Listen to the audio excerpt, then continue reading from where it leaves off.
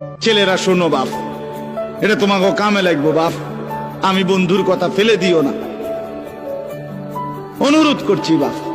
তোমরা যারা অশ্লীলতা বেহায়াপনা বিবাহের পূর্বে হারাম এই যৌবনের তাড়নায় তোমরা যারা নাচ গান জিনা ব্যভিচার মোবাইলে অশ্লীল দৃশ্য দেখো এবং যারা কোনো মেয়ের সাথে অবৈধ প্রেম সম্পর্ক নাজায়েজ যে কোনো রকমের সম্পর্ক করছো, আমার অনুরোধ তোমরা এই কথাটা শোনো আমার।